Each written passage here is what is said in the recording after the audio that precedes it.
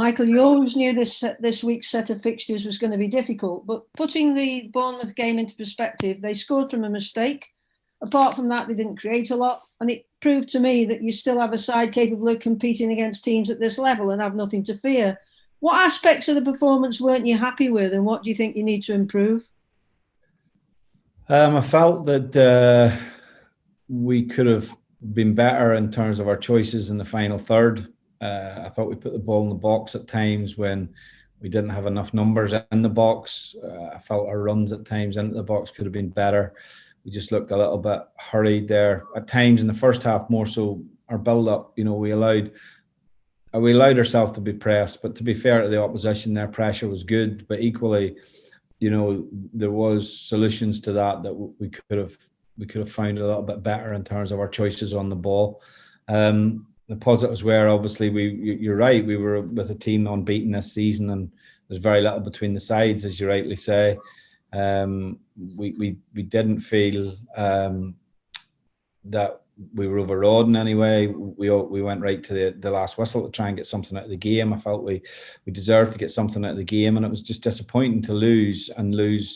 The nature of how we lost was the real disappointing thing for us as well. But look, we review the game with the players. I think sometimes you have to, not go into micro detail on it with them, because they have to play again in 3 days, and we have to build them up again to go and play against Millwall on Saturday. And so our focus has shifted to that now. Well, Millwall had a good result. They won in injury time at Sheffield United, so they'll be full of confidence. And they're sort of opposite to Stoke because they picked up 10 points from 18 away. And now they're just 3 points behind Stoke, but they've scored least goals in the top half, so it doesn't look like it's going to be a high-scoring game. But what do you expect? Look, I think Millwall's always a tough game away from home. You know that. They've been very set in how they've played now for certainly the last season and this season, in terms of their three at the back, and whether it's a 3-4-3 or a 3-5-2. We know what to expect. They're a hard-working team. They're a well-organised team, and they've got themselves into a good position in the league. I think they'd quite a number of draws early in the season as well.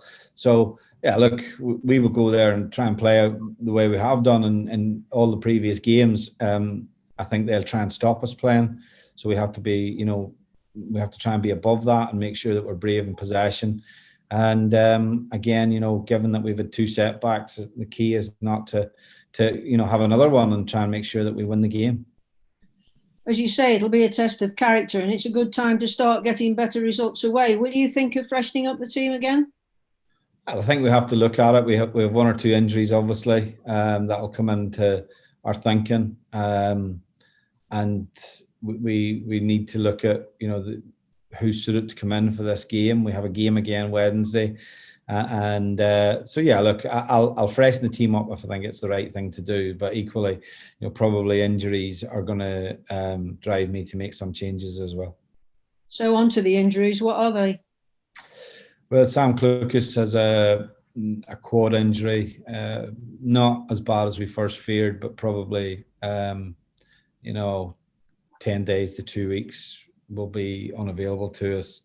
And unfortunately, Nick Powell has a crack in his tibia, a little crack, but it's not displaced, so he will be out for 6 to 8 weeks is the time frame that we've been given.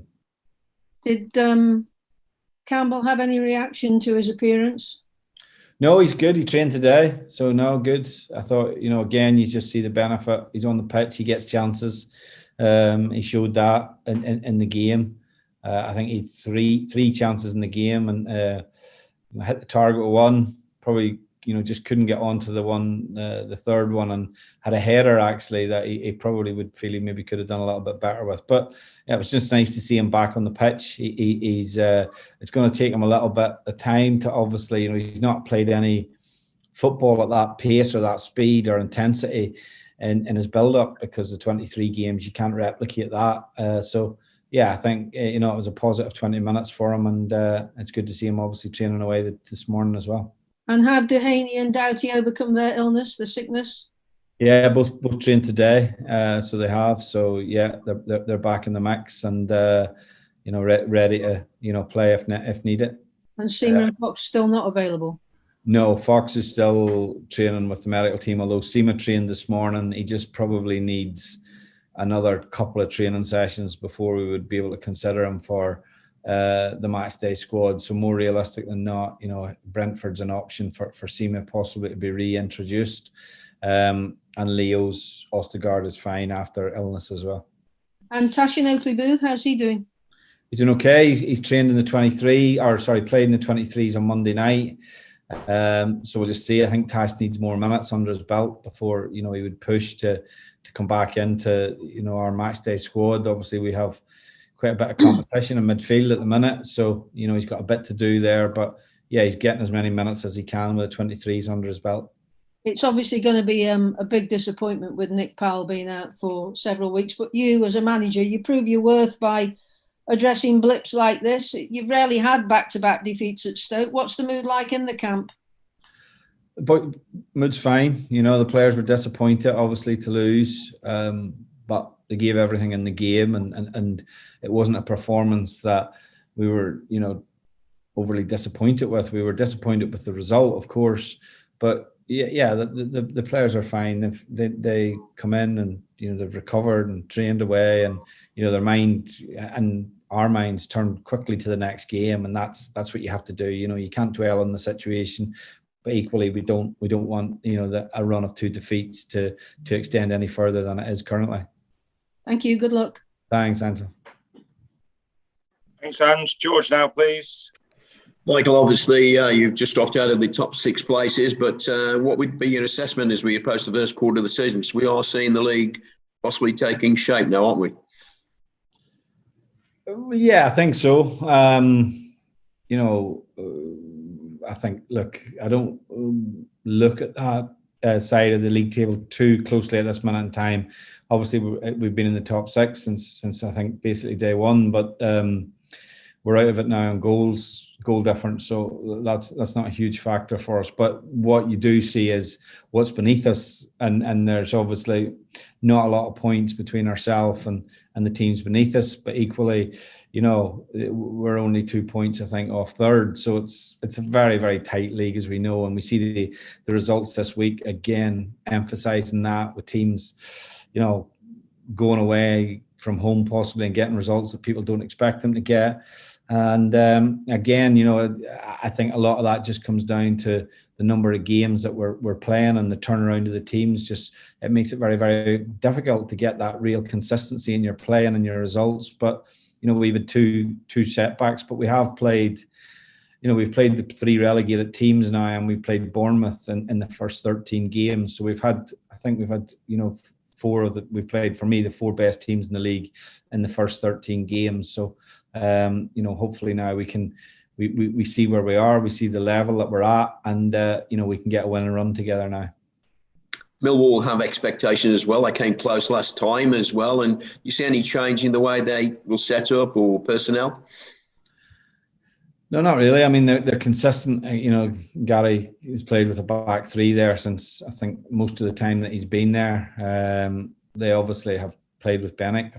Bennett won't be eligible to play in this game, so there'll have to be a change there for them.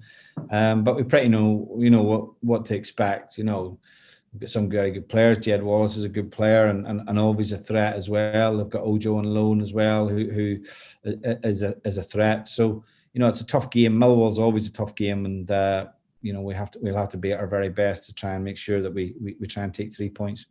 It must be frustrating for you, Michael, as the injuries are mounting up slightly and you don't have all the personnel to select from, because you would like the continuity and consistency of selecting 11 every week, wouldn't you?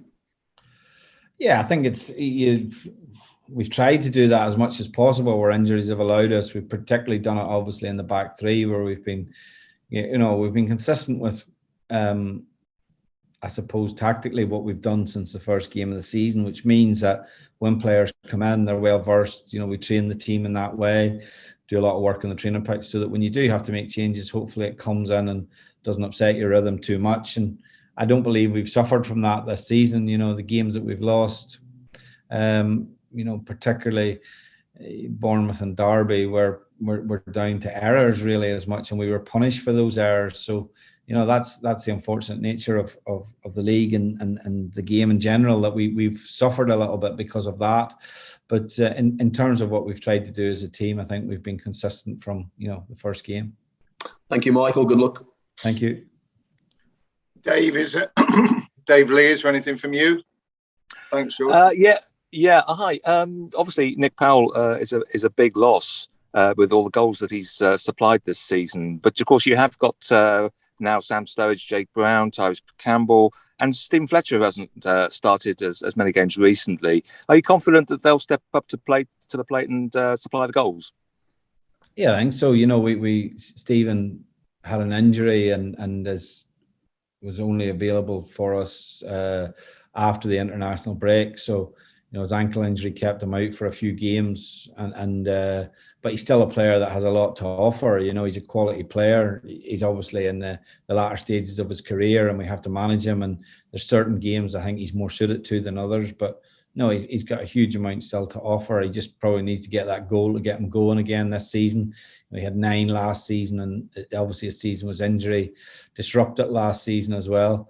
We hope Sima will give us something when he comes back, and obviously Tyrese is a big plus to have him back on the pitch as well. So I think we're covered in that area. We just maybe have to have a slightly different approach, as opposed to how we've played with maybe one striker and 2 10s. We maybe obviously now will have to play more with 2 out-and-out strikers and possibly a slightly different shape in midfield behind that.